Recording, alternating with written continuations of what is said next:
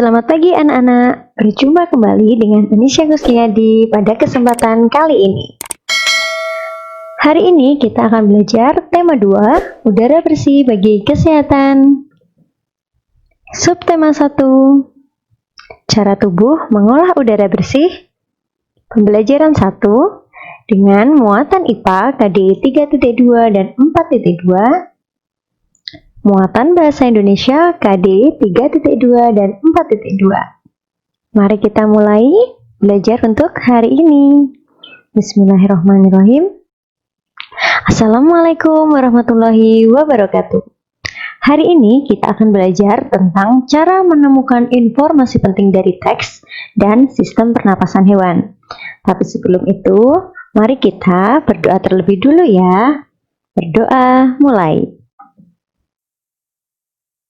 A'udzu billahi minasyaitonir rajim. Aku berlindung kepada Allah dari godaan syaitan yang terkutuk. Bismillahirrahmanirrahim. Dengan menyebut nama Allah yang Maha Pemurah lagi Maha Penyayang. Alhamdulillahi Rabbil Alamin. Segala puji bagi Allah, Tuhan semesta alam. Ar-Rahmanir-Rahim, yang Maha Pemurah lagi Maha Penyayang.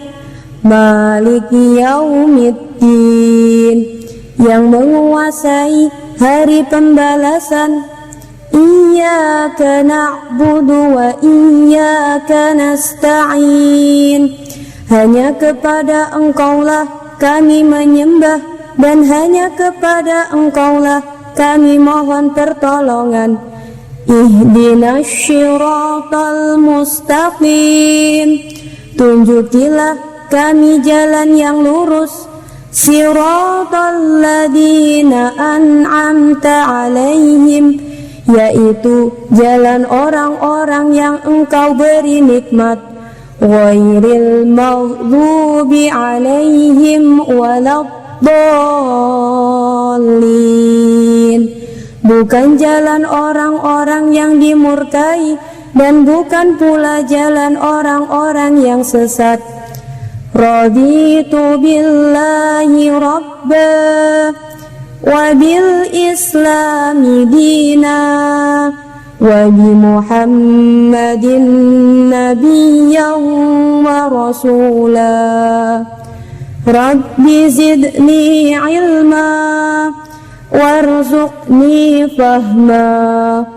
Allahumma anfa'na bima 'allamtana wa'alimna ma yanfa'una warzuqna uluman tanfa'una. Amin ya rabbal alamin. Semoga belajar hari ini diberi dengan kelancaran ya. Yuk kita mulai. Tahukah kamu bagaimana cara menemukan informasi penting dari suatu teks?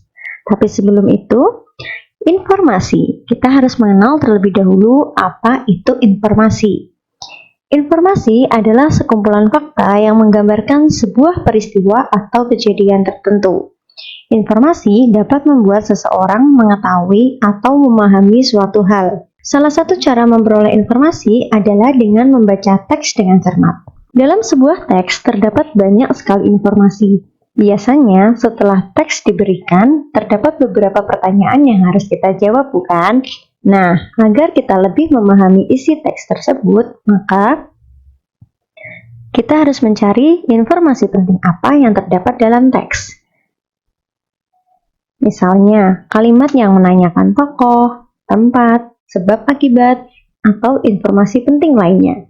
Ingatlah juga arah jawaban dari kata tanya yang diberikan. Perhatikan tabel berikut ini ya.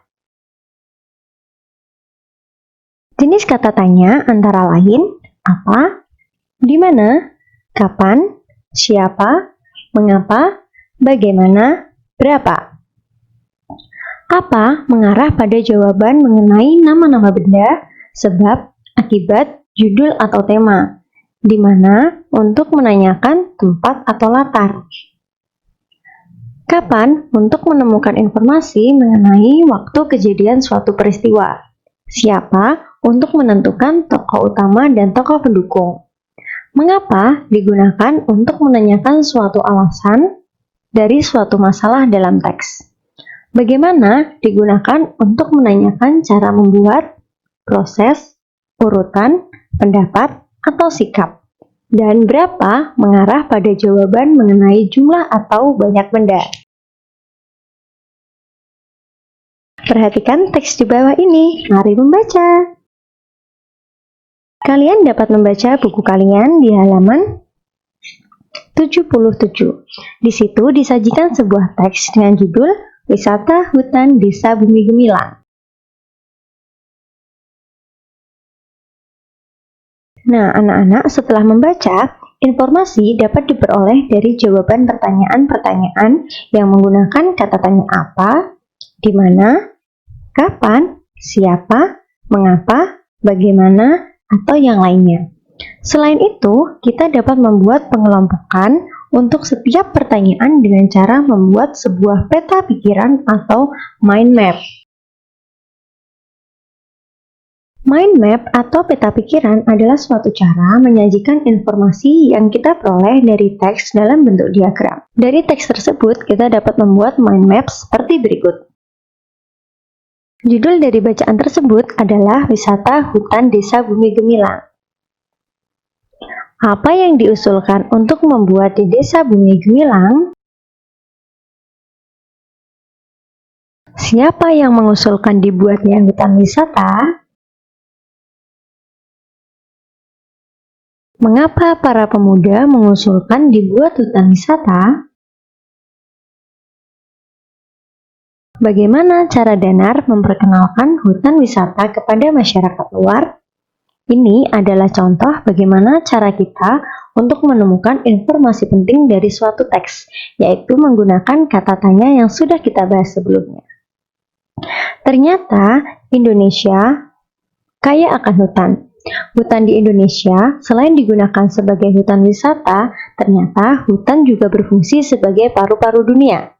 Artinya bahwa tumbuhan yang ada di hutan dapat menghasilkan oksigen yang sangat baik untuk pernapasan manusia.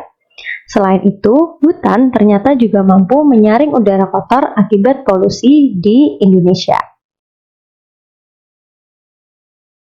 Mari kita mengamati hewan dan sistem pernapasannya. Hewan memiliki sistem pernapasan yang berbeda-beda. Sistem pernapasan hewan disesuaikan dengan tempat hidupnya.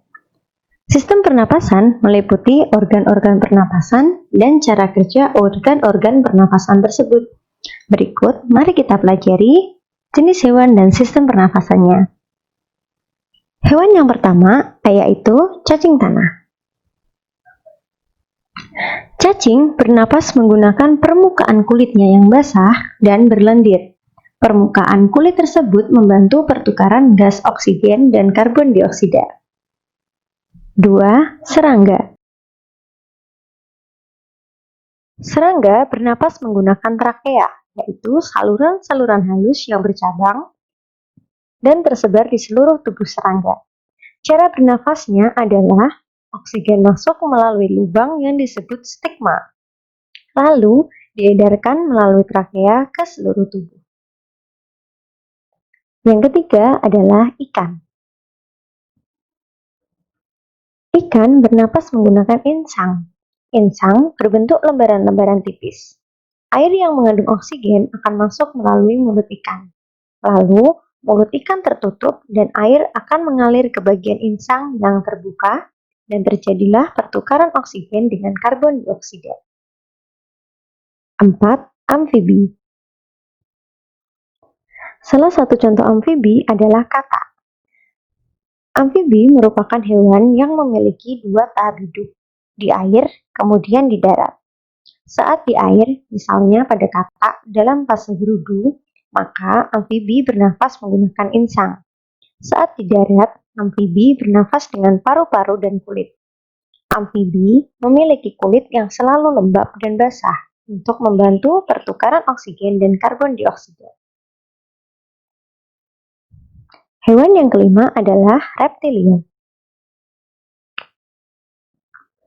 Reptilia bernapas menggunakan paru-paru. Oksigen masuk melalui hidung, ke tenggorokan, lalu ke paru-paru.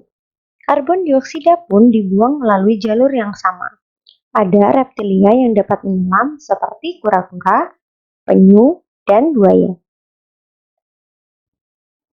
6. Burung. Burung bernapas menggunakan paru-paru. Pernapasan burung dibantu oleh pundi-pundi udara. Pundi-pundi udara mampu menyimpan udara. Saat terbang, burung tidak bernapas melalui hidung, melainkan menggunakan udara yang tersimpan di pundi-pundi udara. Jadi, pundi-pundi udara pada burung semacam kantong yang berisi udara untuk cadangan saat burung terbang. Hewan yang ketujuh adalah kelompok mamalia. Mamalia bernapas menggunakan paru-paru. Oksigen masuk melalui hidung, ke tenggorokan, lalu ke paru-paru. Mamalia yang hidup di air bernafas dengan cara memunculkan diri ke permukaan air secara berkala untuk mengambil udara. Salah satunya adalah lumba-lumba. Baik anak-anak, itulah pembelajaran kita untuk hari ini. Tapi sebelum kita menutup pertemuan kita kali ini, jangan lupa kerjakan latihan soal yang ada di modul kalian. Selamat mengerjakan. Go, go, go! Alhamdulillah, pelajaran hari ini sudah selesai. Semoga membawa manfaat bagi kita semua. Tetap jaga kesehatan dan tetap rajin belajar selama di rumah aja. Terima kasih. Wassalamualaikum warahmatullahi wabarakatuh.